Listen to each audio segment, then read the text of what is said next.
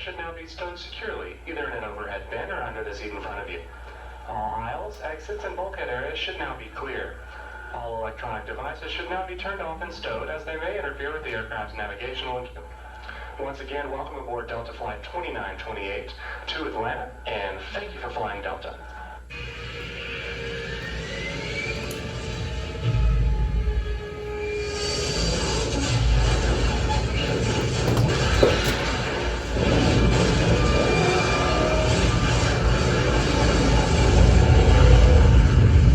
Ladies and gentlemen, your chances of dying in an airplane are 9 million to 1. But there is tremendous scrutiny that has to take place in getting on a plane that does not in fact manifest itself when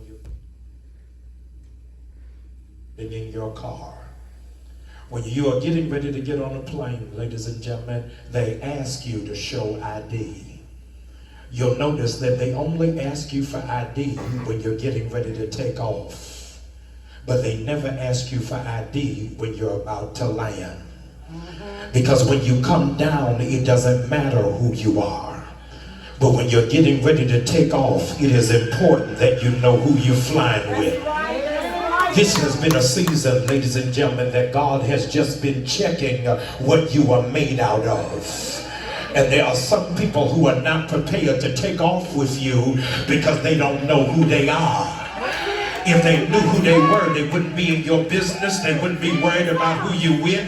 They wouldn't care who you date. When I know who I am, I don't want to hear about other people. I just need to know that I got to keep my own focus and keep my own destiny, because there's more that God has in store for me. Ladies and gentlemen, here's what I need you to realize is that in spite of what it is that you witness on CNN and MSNBC and Fox News, 95% of airplane crashes, hear me, produces survivors. You didn't know that 95% of airplanes that crash, there is somebody that walks away with their life intact. And it's hard for you to tell because you're sitting on a road with people who got on their church face and you've got no clue and no evidence that they've come through a crash. But you were sitting next to somebody who survived being laid off, survived having their heart broken, survived being in an unsupportive family, survived being stabbed in the back by phony friends, survived being hated on by church members, survived having their dreams short-circuited, survived going through pains and problems and sickness, divorce and diseases and death. But by looking at them, you got no evidence of it because they're able to say, I walked away with no scratches. And you ought to just be shouting because folk got no idea what you had to walk away from. But you survived the crash.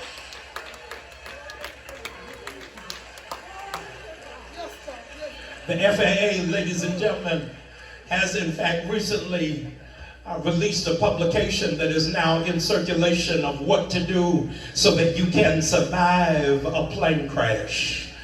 And ladies and gentlemen, they say to you, hear me, that your probability for survival goes up, hear me, by 40%, watch this, based off of where you sit on the plane. So if you sit in the back of the plane, you have a higher possibility of surviving. This is not for everybody. Some of you need to know you are not being public punished.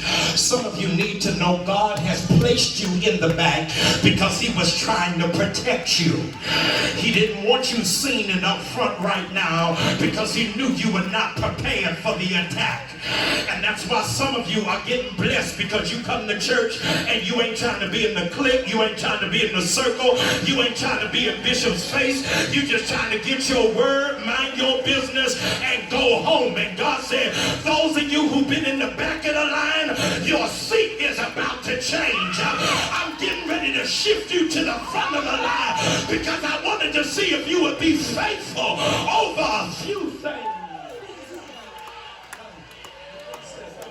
It all depends on where you sit on the plane. Ladies and gentlemen, the stewardess comes and makes the announcement before the aircraft takes off. She says, watch this, in the unlikely event of an emergency landing.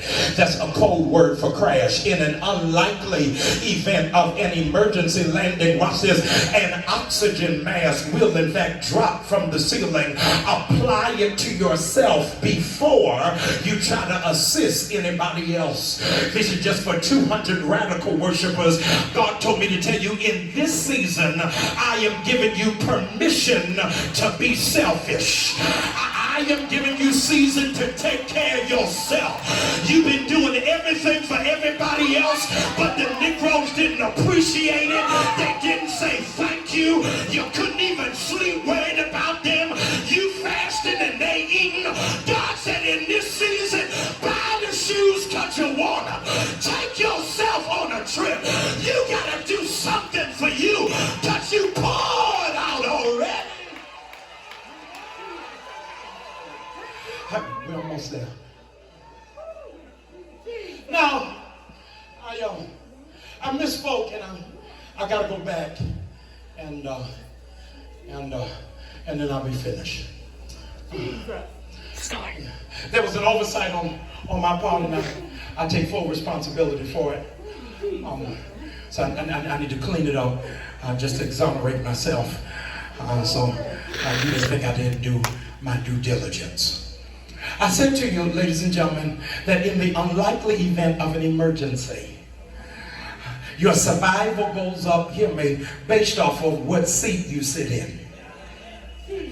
I told you that you've got to apply oxygen to yourself first. God help me.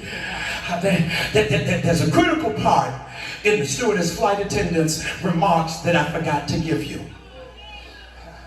According to FAA regulations in America, there cannot be an aircraft, hear me, that can go up in the air, watch this, without an emergency row.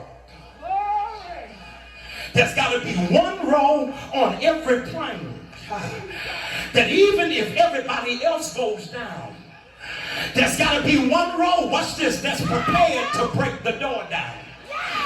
So that everybody else, God help me, who's riding is going to find a way of escape. I don't know y'all like that, but I came to find out which row is the emergency exit. God said if I can just find one row of radical worshipers, every person connected to you is getting ready to find a way of escape.